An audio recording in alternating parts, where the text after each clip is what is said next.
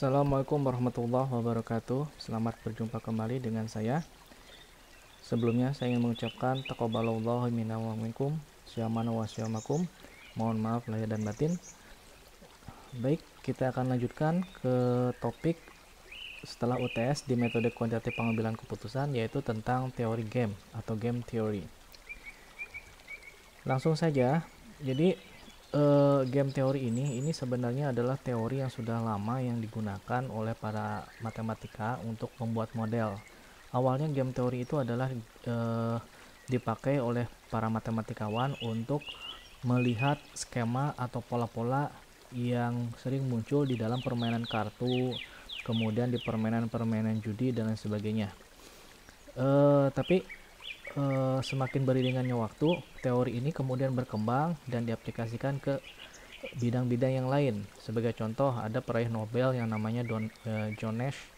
Mungkin pernah melihat atau menonton film A Beautiful Mind, ya, yang aktor utamanya itu yang bernama John Nash. Beliau adalah peraih Nobel di bidang matematika yang terkenal dengan teori game, di mana John Nash ini mengaplikasikan teori game ini untuk memecahkan kode-kode yang selalu muncul atau yang selalu diterima pada saat perang dingin. Baik, kenapa teori game ini dipelajari di dalam metode kuantitatif pengambilan keputusan atau MKPK? Karena teori game ini merupakan teori yang penting dan masih relevan untuk dipakai di dalam pengambilan keputusan di dalam bisnis, terutama untuk pengambilan keputusan yang melibatkan sebagai contoh promosi dengan membandingkan dua kriteria atau dua wilayah dan lain sebagainya. Nah, selain itu teori game ini sebenarnya dapat diaplikasikan karena dapat melihat beberapa variabel yang sifatnya itu dinamis. Nah, karena game teori sendiri kan kalau kita bermain kartu ya, baik kartu remi maupun domino, semua variabel itu yang muncul itu kan semuanya probabilities atau dinamis. Nah, ini makanya teori game ini masih relevan untuk kita pelajari. Nah, di dalam MKPK, model permainan ini diklasifikasikan berdasarkan jumlah pemain. Ya, diklasifikasikan berdasarkan jumlah pemain. Nah, berdasarkan jumlah pemain, kemudian jumlah semua pembayaran, kemudian jumlah strategi yang digunakan. Jadi sebagai contoh, kita ingin mengaplikasikan teori game. Maka yang memiliki role atau peran, ya misalkan untuk marketing yang memiliki role atau peran untuk marketing ini ada berapa orang? Misalkan ada 3 divisi marketing, berarti ada 3 peran, ada 3 pemain. Kemudian cost, biayanya berapa untuk ketiga divisi ini. Kemudian strategi yang digunakan untuk ketiga divisi ini apakah sama atau beda. Nah, itu beberapa variabel yang digunakan di dalam teori game atau model permainan. Nah, kemudian langsung saja kita melihat beberapa contoh kasus ya. Di dalam teori game ini ada bahasa permainan. Ya. Untuk mengenal simbol dan notasi dalam teori game ini kita dikaji permainan sederhana. Jadi ada beberapa simbol, ada beberapa notasi. Misalkan ada 2 toko perlengkapan lampu. Ini di wilayah Purwakarta. Ada toko lampu lah di Purwakarta. Yang pertama itu adalah toko lampu X, ya. Kemudian yang kedua toko lampu Y. Nah, karena ada 2 pemain, maka ini disebut monopoli. Disebut duopoli. Nah, kalau monopoli kan banyak pemain ya. Kita sering bermain monopoli mungkin waktu kecil, atau mungkin sekarang juga di aplikasi Android sering menggunakan atau sering bermain monopoli. Nah, kalau monopoli pemainnya itu lebih dari 2, lebih dari 3, 4 gitu ya. Makanya disebut sebagai monopoli gitu ya. Nah, kemudian untuk kasus ini market share stabil sampai sekarang, tetapi situasi bisa berubah. Ini kan dinamis ya. Yang namanya game ya, ketika kita bermain monopoli ataupun game yang lain, situasi bisa berubah ya. Kemudian untuk pembayaran ini bisa dibuatkan matrik 2x2 yang menunjukkan kejadian yang terjadi jika kedua toko mulai melakukan iklan. Nah, kemudian yang berikutnya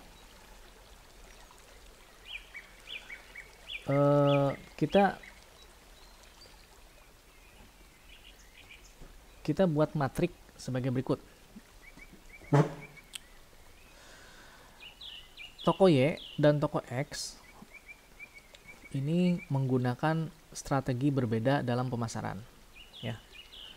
Nah, taruhlah misalkan toko Y dan toko X mereka memiliki dua pilihan strategi, radio dan surat kabar.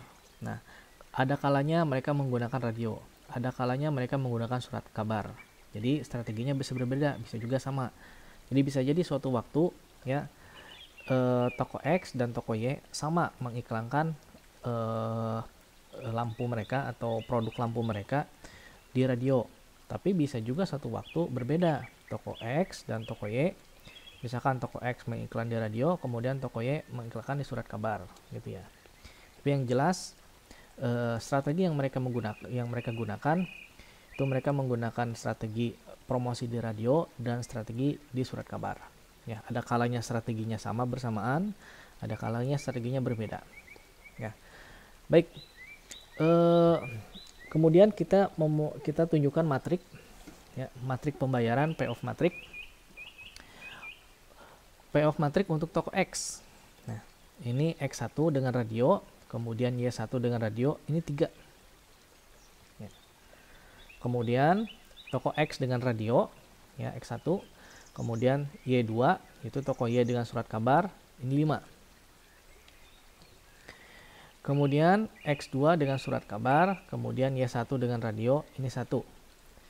Dan X2 dengan surat kabar, ya, kemudian Y2 dengan surat kabar, ini minus 2. Nah, ini matriknya. Matrik pembayaran payoff-nya. Oke. Baik, di matrik tadi kita sudah melihat beberapa angka. Ada angka positif, ada angka negatif gitu ya. Ada satu yang lebih besar, ada yang satu yang lebih kecil gitu ya. Nah, baik.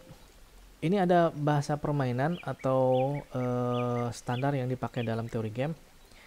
Apabila bilangan positif dalam tabel, ya, tabel sebelumnya, tabel 1, berarti X menang dan Y kalah.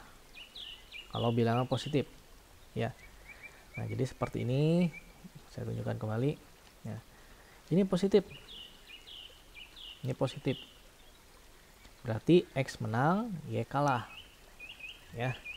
Kemudian ini juga X menang, Y kalah. Gitu ya. Nah, pertanyaannya bagaimana kalau matriknya dibalik? Jadi di komponen barisnya itu adalah Y, komponen kolomnya itu adalah X. Nah, kalau seperti ini, maka dibalik juga bahasa permainannya. Apabila positif, maka Y yang menang, X yang kalah. Gitu. Baik, selanjutnya, apabila bilangan negatif,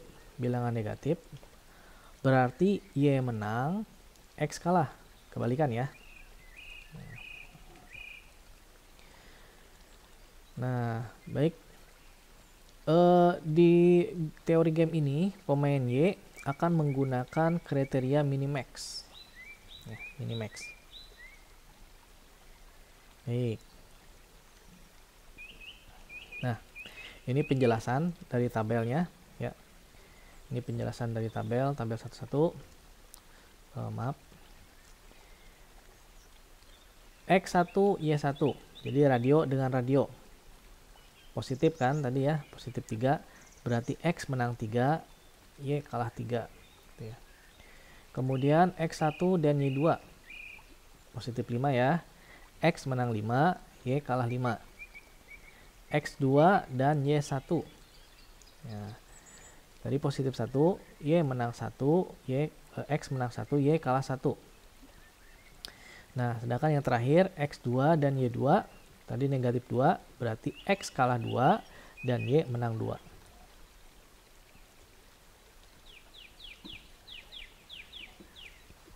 Baik, sebelumnya tadi sudah dijelaskan bahwa Y akan menggunakan strategi minimax.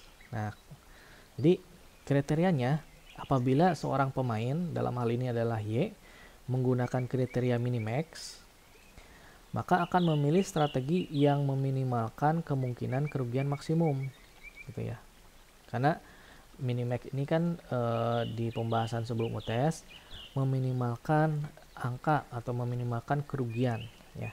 Jadi dari banyak kerugian, ya, maka dipilih kerugian yang paling minim, ya. Nah, nilai tertinggi permainan sama dengan minimum dari nilai maksimum di kolom. Ya, nilai yang paling rendah dari permainan ini sama dengan maksimum dari nilai minimum dalam baris. Jika nilai-nilai atas dan bawah dari suatu permainan adalah sama, angka ini disebut sebagai nilai permainan, disebut nilai dari permainan. Dan kondisi titik kesetimbangan atau saddle ada. Jadi kalau di dalam mata kuliah matematika untuk bisnis itu ada yang namanya kurva saddle.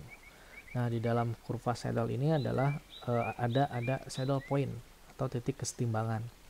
Nah, kurva saddle ini bentuknya seperti penala, ya. Penala itu tempat duduk kuda. Nah, seperti ini ya. Nah, penala seperti ini.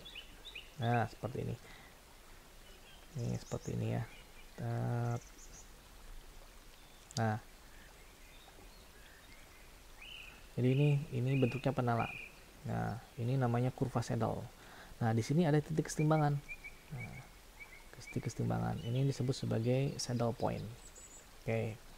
Nah, jadi teori game juga dapat dibahas menggunakan kalkulus, menggunakan matematika bisnis.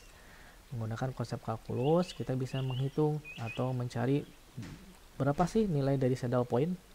Tuh. Baik. Kita kembali untuk permainan yang disajikan pada tabel 1. Nilai permainan adalah 3 karena ini adalah nilai untuk nilai atas dan bawah. Ya. Nilai atas dan bawah.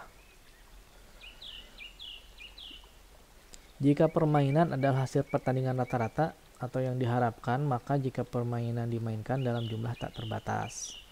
Kondisi titik kesetimbangan atau saddle ini ada jika nilai atas permainan sama dengan nilai terendah dari permainan. Ya. Nah, seperti ini. Ya. Sudut pandang kita itu adalah Y. Ya. Point of view kita adalah Y. Y ini menggunakan kriteria minimax. Ya.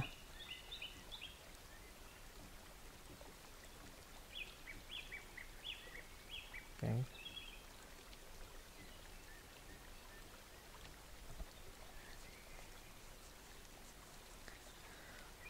Oke.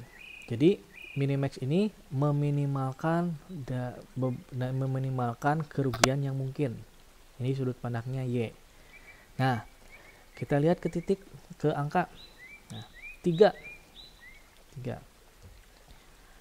Kalau positif 3, maka yang menang X. Yang kalah adalah Y. Artinya Y rugi kan? Y rugi. Ya, ruginya berapa? Ruginya adalah 3. Ya. Ruginya adalah 3. Y ruginya adalah 3. Ini untuk Y. Kita kembali ke X1 dan Y2. Ya. Y2 itu adalah surat kabar, ya, X1 adalah radio. Baik. Nah, kalau modelnya seperti ini, maka yang rugi siapa? Positif 5. Yang rugi adalah Y, sedangkan X adalah untung. 5-nya berapa? Ruginya berapa? Ruginya adalah 5. Nah, kita ambil dari kerugian ini mana yang paling minimum. Ya. Jadi minimax itu adalah minimumnya itu ke baris, kemudian maksimumnya itu adalah ke kolom, ya, ke kolom. Nah, jadi baris ini yang minimumnya berapa untuk kerugian Y? 3, ya, 3. Kemudian yang berikutnya.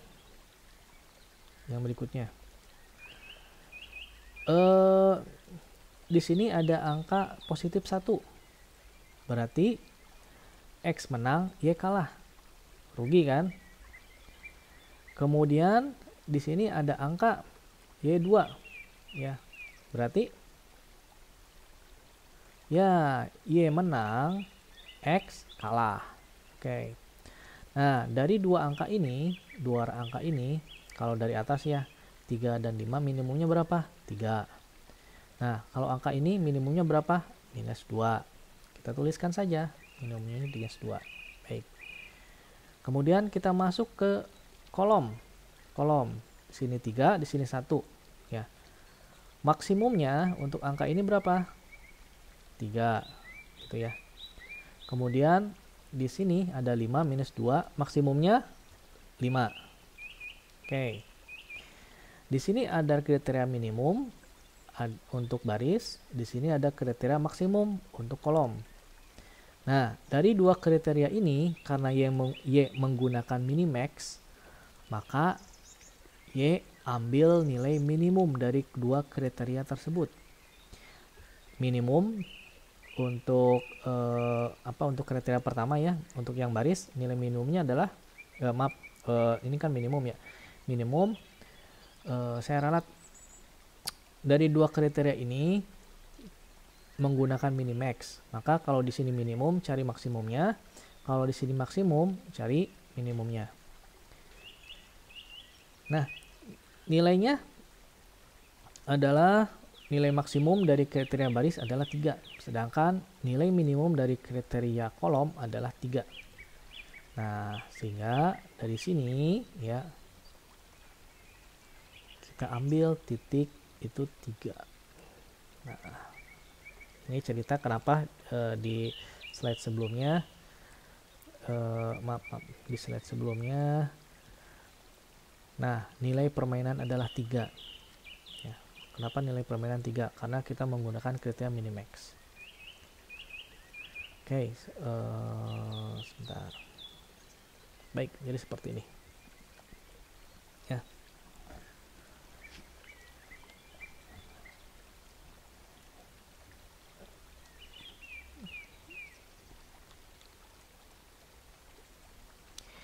Baik, selanjutnya.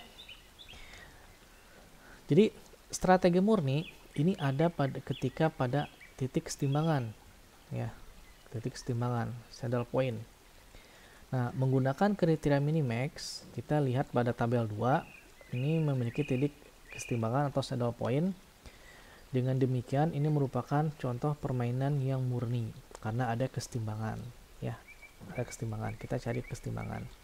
Jadi maksudnya di tabel 1 dan tabel 2, jadi ini ya saya bahas, saya kembali. Nah, jadi seperti ini. Kalau ketika toko X promosi menggunakan radio dan toko Y promosi menggunakan radio, ya, dalam waktu bersamaan, maka toko X akan menang 3, sedangkan toko Y akan kalah 3. Artinya ketika melakukan promosi, misalkan iklan yang pertama bersamaan ini, ya, atau dalam satu hari yang sama misalkan ya, ternyata dalam satu hari yang sama yang mendapatkan pelanggan lebih banyak itu adalah toko X, sedangkan Y tidak mendapat pelanggan, itu ya, atau pelanggannya lebih sedikit. Nah, di hari berikutnya dengan promosi yang sama, ternyata yang mendapatkan pelanggan lebih banyak atau yang mendapatkan pelanggan itu toko X, sedangkan toko Y tidak ada. Nah, kemudian hari berikutnya juga sama, toko X lagi yang dapat, Y tidak ada, gitu ya. Berarti dengan 3 hari yang berturut-turut, si Y ini kalah promosi dibandingkan dengan X, sehingga kita hitung kalahnya 3, gitu ya. Demikian pula dengan yang lainnya, ya. Nah, karena Y ini menggunakan kriteria minimax, maka Y akan berusaha meminimalkan kerugian yang ada. Sehingga strategi yang digunakan oleh toko Y, ya, dengan menggunakan skema permainan ini adalah dia harus menggunakan saddle point. Nah, saddle pointnya apa? Yaitu adalah 3. Nilainya 3. Ya. Lalu apakah surat kabar itu tetap? Karena surat kabar ini kan kalau ini surat kabar dan ini surat kabar ya, maka si Y ini menang, gitu ya. Ya, tetap strategi yang surat kabar tetap digunakan. Tetapi dalam teori permainan digunakan strategi radio dan surat kabar ini digunakannya secara kondisional. Artinya apabila X2 ini menggunakan promosinya melalui surat kabar, maka Y2 jangan menggunakan promosi melalui radio. Ya. Jangan menggunakan promosi melalui radio, tapi harus menggunakan promosi menggunakan surat kabar. Ya, karena menang. Kalau menggunakan radio dia kalah 1. Ya. Kalau menggunakan surat kabar dia menang 2. Untung kan menang. Nah, tetapi apabila si X ini menggunakan radio, ya, maka Y harus beralih, jangan menggunakan surat kabar, harus menggunakan radio. Kenapa? Karena ruginya tidak banyak, ruginya hanya 3, kalahnya hanya 3. Tapi kalau menggunakan surat kabar dia kalahnya itu 5. Ya, rugi banyak kan. Ya, jadi seperti itu dalam membaca skema teori permainan. Nah, jadi pola teori permainan ini mungkin bagi orang yang sering ronda ya di kampungnya atau di RT RW-nya ya, biasanya sering main remi, gaple gitu ya, itu akan mudah sekali membaca skema-skema seperti ini. Jadi probabilitas menang kalah itu seperti apa.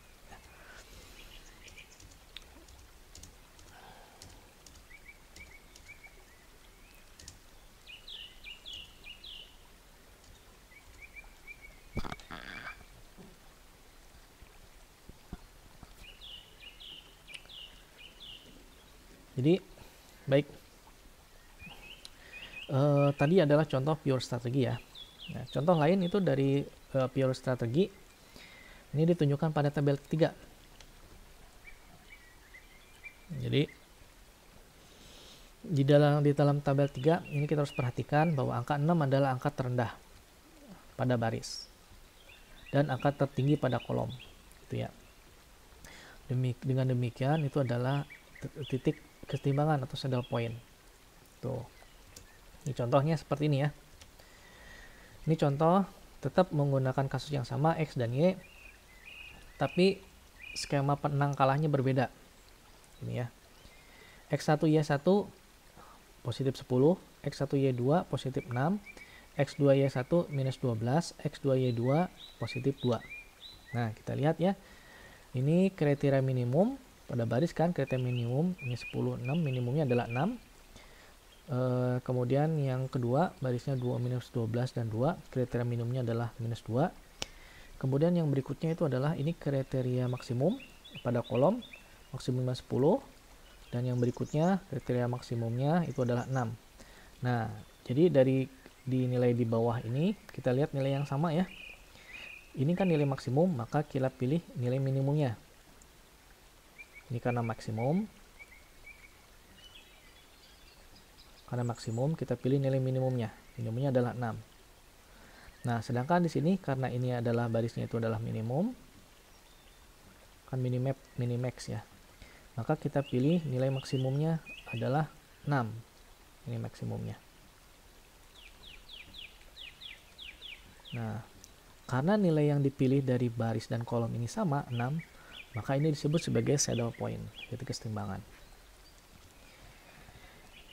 Baik, nah yang berikutnya adalah game strategi campuran atau mix strategi game. Jadi kalau di dalam mix strategi game itu terkadang kita menemukan tidak adanya saddle point. Jadi dalam kriteria minimum dan maksimum dari baris dan kolom kita tidak menemukan angka yang sama. Ya, artinya setiap pemain itu bebas menentukan pola permainan sendiri, gitu ya. Dengan beberapa eksperimen, kemudian dicatat hasil eksperimen, kemudian pola permainannya kemudian diskematikkan. Baik, ini contohnya. Contoh tabel 4. Kasus yang sama, X1 Y1 ini nilainya 4, X1 Y2 ini nilainya 2. Kemudian X2 Y1 nilainya 1, X2 Y2 nilainya 10. Oke. kita lihat angkanya itu positif semua. Artinya apa? Y itu selalu merugi, X selalu untung. Itu ya. Nah, skemanya seperti ini.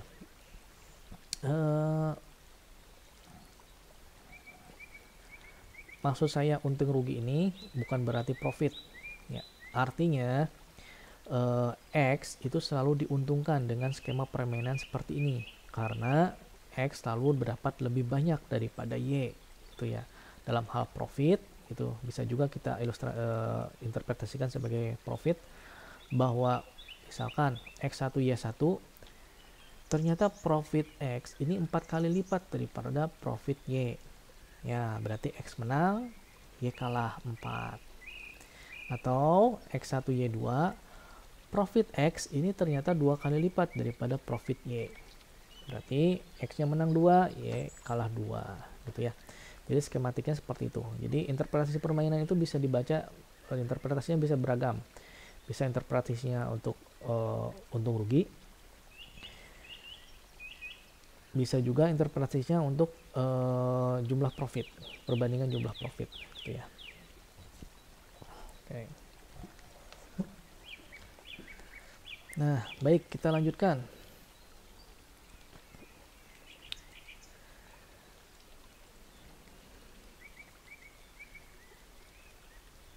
Nah, untuk tabel 4, kita harus mempertimbangkan pembayaran berdasarkan persentase waktu untuk memainkan setiap strategi. Untuk menghitung keuntungan yang diharapkan untuk masing-masing strategi berbeda yang dapat dipilih oleh pemain X, ya. Jadi di sini skemanya, kalau yang tadi ada pure, ya kita menggunakan skema yang lain. Ya, kita menggunakan skema yang lain. Kita masukkan unsur untuk profit, ya. Ada untung, ada rugi, gitu ya. Ada probabilitas untung, ada probabilitas rugi. Ya, skemanya. Kalau yang sebelumnya skemanya itu udah angkanya seperti ini.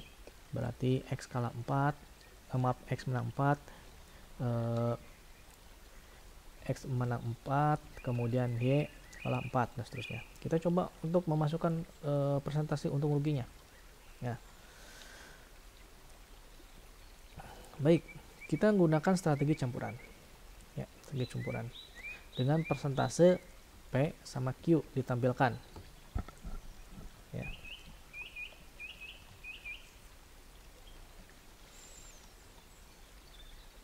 Nah, baik.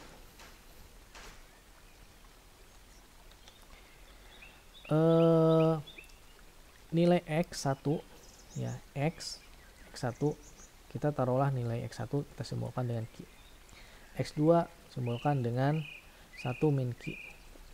Ya. Kemudian Y1 P, kemudian Y2 1 min P, gitu ya.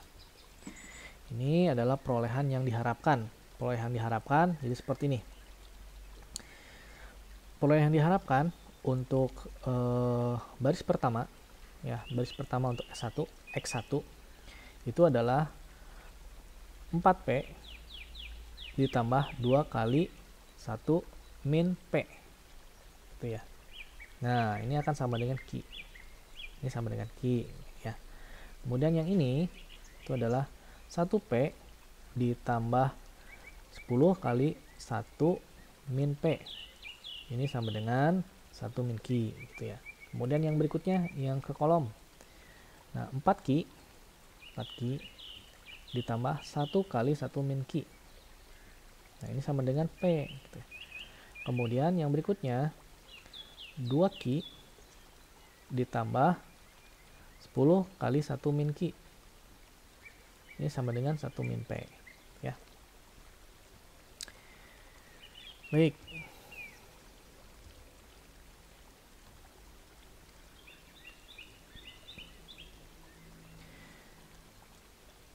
Dengan menggunakan simulasi Y, kita pilih nilai P 8/11. Kita ambil 8/11 ini dari hasil kesetaraan persamaan P, ya, 8/11. Oke. Nah, sehingga kesetaraan P ini kan 8/11. Maka kalau 1 min P sama dengan berapa? Berarti 1 dikurangi 8/11, 3/11 gitu ya. Nah, nilai 8/11 dan 3/11 ini mengindikasikan beberapa sering pemain Y akan memilih strategi Y1 dan Y2. Oke. Sehingga nilai harapan berdasarkan persamaan tabel di atas, ya, harapan 1P ditambah 10 kali 1 min P ini akan sama dengan 3,46. Ya, 3,46. Nah, kita lakukan analisis serupa untuk pemain X. Nah, hasilnya kita peroleh seperti ini. Ya, kan seperti ini ya. Kita samakan kedua persamaan Q dulu. Ya, kedua persamaan Q kita samakan seperti ini. 4Q ditambah 1 dikalikan 1 min Q sama dengan 2Q plus 10 1 min Q.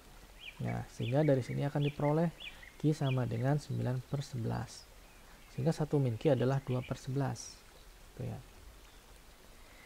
Sehingga perolehan yang diharapkan untuk kondisi ini itu adalah 3,46. Jadi dari sini ya, kita persamaan dulu, kita samakan. Nah, ini ya. Ini kesetaraan polahin darah, ini kesetaraan. Kesetaraan nilai ini dan nilai ini harus setara. Maka dihasilkan persamaan ini. Dan nilai Q-nya adalah ini. Nah, sedangkan untuk P kita ambil dari kesetaraan P. Nah, kesetaraan persamaan P. Nilai persamaan ini harus sama dengan persamaan ini. Sehingga diperoleh P-nya itu adalah 8/11. Ya, 8/11.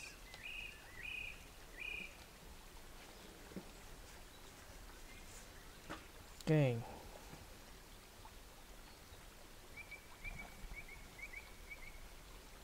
Jadi seperti itu ya. Tadi contoh untuk yang adanya saddle point kesetaraan murni. Kemudian yang berikutnya contoh apabila tidak ada kesetaraan, tidak ada saddle point ya. Baik, kita lanjutkan ke prinsip domino. Prinsip dominasi atau dominance. Prinsip dominasi ini digunakan untuk mengurangi ukuran game dengan menghilangkan strategi yang tidak akan pernah dimainkan. Nah, dengan menggunakan prinsip dominasi, kita mengurangi ukuran permainan. Nah, misalkan seperti ini, ya, seperti ini. Dalam permainan, ternyata strategi yang dipakai oleh X itu ada 3 macam. Yang sebelumnya radio, surat kabar, ini ditambah lagi media online, misalkan ya, YouTube. Nah, sedangkan Y masih menggunakan media konvensional, hanya radio dengan surat kabar, gitu ya. Nah, kalau seperti ini dalam permainan yang lebih dominasi ini kan X tentunya, karena X ini menggunakan 3 strategi, sedangkan Y menggunakan hanya 2 strategi saja. Oke. Baik, dengan seperti ini kita bisa menggunakan prinsip dominasi atau mengurangi ukuran game. Artinya ada beberapa strategi atau beberapa bagian yang bisa kita hapus. Nah, dalam hal ini ya, X3 tidak pernah dimainkan karena X selalu lebih baik dengan memainkan X1 dan X2. Umpamanya seperti itu. Jadi X3 kita bisa hapus. Atau sebaliknya, ternyata X2 ini tidak pernah dimainkan oleh X. X hanya memainkan X1 dan X3. Maka X2 bisa kita hapus. Nah, sehingga ukurannya permainannya itu lebih kecil. Ya. Seperti itu. Contoh lain, kita kembalikan. Nah, X hanya menggunakan 2 strategi, sedangkan Y menggunakan 4 strategi. Nah, dari sini ini kan tidak berimbang. Y strateginya lebih banyak daripada X, maka kita bisa lakukan pengurangan. Ya, kita pilih mana game yang paling tidak pernah dimainkan, mana strategi yang paling tidak pernah dimainkan oleh Y. Nah, sebagai contoh, umpama Y ini jarang sekali memainkan strategi Y2 dan Y3. yang selalu dipainkan adalah Y1 dan Y4, sehingga ukurannya kita bisa kurangi. Ukuran gamenya menjadi metriknya sama 2x2. Ya. Baik. Jadi dalam teori game yang harus kita tegakkan di sini adalah baik itu pemain X dan Y gitu ya. Dalam hal ini contoh sederhana kita gunakan dua pemain saja, X dan Y. Ini bisa menggunakan berbagai macam strategi yang tidak terbatas. Ya, misalkan dalam promosi, X bisa menggunakan radio, televisi, surat kabar, Facebook, WhatsApp, kemudian Instagram Story, kemudian YouTube, ya dan sebagainya. Ya juga demikian. Tetapi dari teori game ini kita harus bisa menganalisis mana strategi yang paling banyak digunakan oleh kedua pemain. Nah, strategi yang paling banyak digunakan oleh kedua pemain ini kita pakai sebagai acuan untuk menyusun game. Dan yang kedua, aturan yang kedua di dalam teori permainan ini adalah probabilitas menang kalah dari kedua pemain baik X maupun Y harus sama. Artinya, kalau X memainkan dua strategi, maka Y juga harus memainkan dua strategi. Karena dengan perbandingan 1:1 atau 2:2, maka nilai probabilitas menang kalahnya itu akan sama. Menang 50%, kalah 50%. Jadi itu yang harus ditekankan di dalam teori permainan. Ya. Baik, sampai sini. Jika ada pertanyaan silakan dituliskan di kolom komentar. Untuk lebih lanjutnya silakan Anda baca di buku Quantitative Method for Management yang sudah saya berikan e-booknya. Silakan dibaca lebih detailnya di sana. Saya hanya memberikan gambaran-gambaran, saya hanya menuliskan slide PowerPoint yang menurut saya anggap penting untuk membantu Anda dan memotivasi Anda dalam belajar. Baik. Terima kasih atas perhatiannya. Kurang lebihnya saya mohon maaf. Assalamualaikum warahmatullahi wabarakatuh.